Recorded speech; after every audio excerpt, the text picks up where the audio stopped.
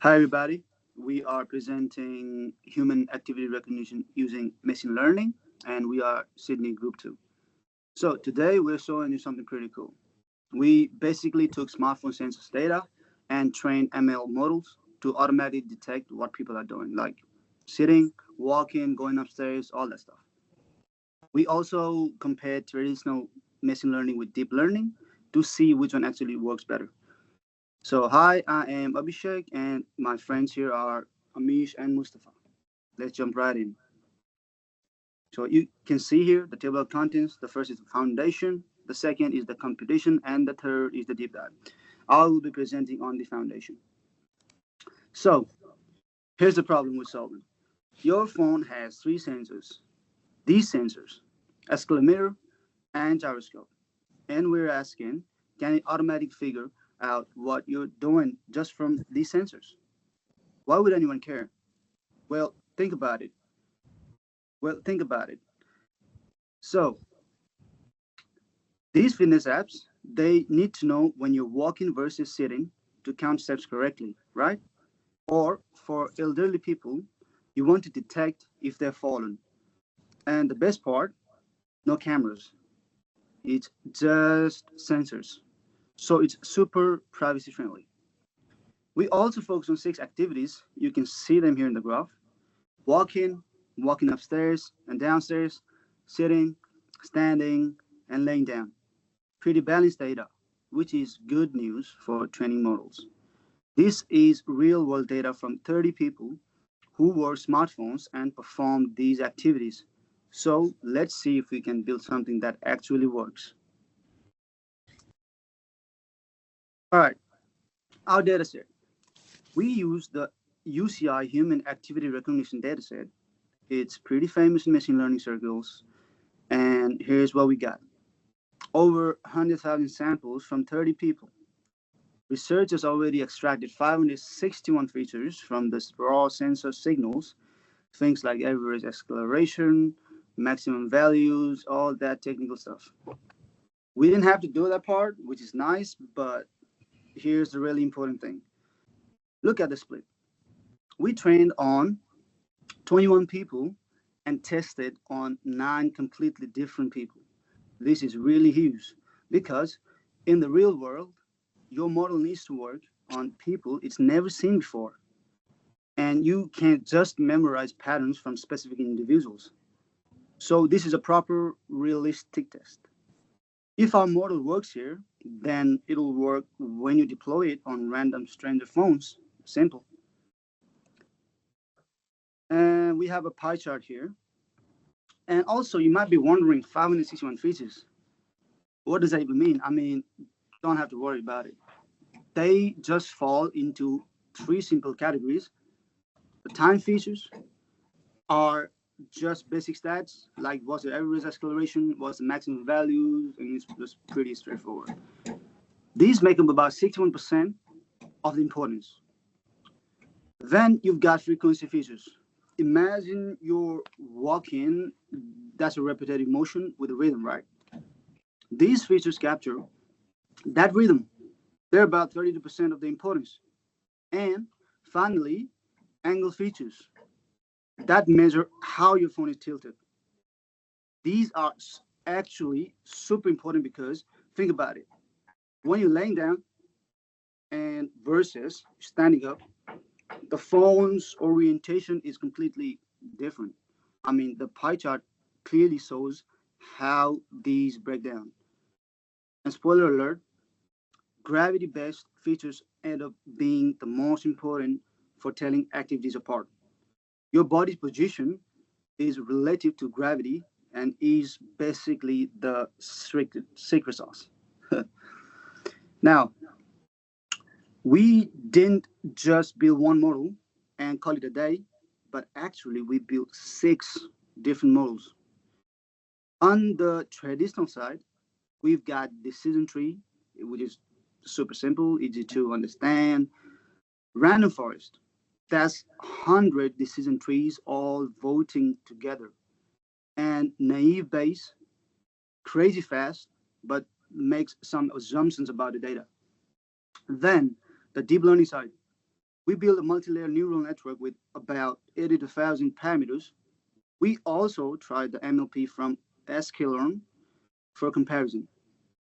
But the star of the show, LSTM, this thing has over 400,000 parameters and is specifically designed for sequential data like sensor readings over time. This is the most advanced approach, and you can actually see all 6 models here in this comparison graph. These 4 charts show accuracy, precision, recall, and F1 score. For all 6 models side by side, you can already start seeing the pattern. Those bar on the right side, the deep learning models, they generally taller, right? But they are better performance. So yeah, we basically having a showdown here. The traditional ML versus the deep learning. Which one's gonna win for the activity recognition? I mean, let's find out. So now, Amish, please take it away from here, bro. Thank you. So I'm gonna start with the competition. So, like, which model actually won? And the winner is like here MLP from sklearn at 93.21%, and it's quite solid. The next one is LSTM, it's right behind like 93.15%, super close, and the other one is multi-layer ANN, which got around 92.67%, and then random forest. Decision tree landed just off it at approximately 86%, which is okay but not very amazing. And Naivis is the like weakest among them at 77%. So if you look at the pattern here, this heat map shows it nicely. The deep learning models are all in the yellow green zone at 92 to 93%. Traditional ML ranges from 77% to 92%. The clear winner is here's the deep learning. That's the interesting part. Even the loser at 77% is still useful, and the top models are all within 1% of each other. So it really depends on what your needs are: speed, accuracy, or complexity. We will talk about the trade-offs. But we know that accuracy is not everything. Like, what about the training time? So if you look at this scatter plot, like Navibice is super fast, half a second, but it's only 77% accurate. But it's fast, but it's not very good. Random forest is the slowest at 47 because it's like training 100 different trees. LSTM takes around 23 seconds. It's not terrible, but it's not fast either. Now look at MLP. That's the best among them. Like 6 second training time, 93% accuracy. So that's the sweet spot, fast and accurate.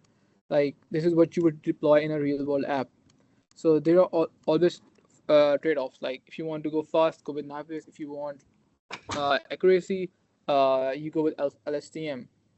But if you want the best of the both worlds, like MLP all the way. And even with like 23 seconds, 7 seconds of LSTM isn't bad. Like we are talking about like the training time here. Once it's trained, the model can make predictions super fast. And so for a real product, you would train once and deploy. So training time isn't everything. Now let's look at where LSTMs actually make mistakes. Like the confusion matrix shows it. Like first, the good news, Ling is almost perfect at 99% accuracy. It makes sense, right? Like when you're lying down, the phone orientation is like totally unique, easy to detect. But here's where it struggles. Like the common mistakes by far, like confusing it with sitting and standing. And honestly, can you blame it? Both are static postures. You're not moving much. The sensor readings would like look really similar, but with a tiny difference. And the second most common, like mixing up downstairs and upstairs, like it did like 41 times. Again, it makes totally sense. Like both involve stairs and both are repetitive. So going up and down, all those things. And the thing I love most about it is like the model isn't randomly failing. Like it's getting confused on things like that are generally similar. That's actually reassuring, and it means like the model learned real patterns, not just memorized them and made logical mistakes. So what makes activities different? So like what is actually making these predictions? Like what features matter most? Like gravity. Gravity is like everywhere. If you look at this list, all the top 20 features, all are gravity related, and both orientation relative to gravity. And this makes perfect sense. Like think about it, sitting, standing, laying down, all have different, completely different orientations. Like your phone tells you so much about what activity you are doing, walking upstairs, walking downstairs, and different angles. Your body move forwards while going up, leans back when you're going downstairs. The sensor picks that up. So 61% of the importance come from the basic time features, and 32% from the frequency patterns, and 7% from the explicit angle measurements. But within those time frames, the gravity ones dominate. So if I had to explain this to like a 5-year old, the phone measures which way is down, and that tells it what you are doing. It's that simple. So all right, let's. So the deep dive is going to be shown by Mushtaba.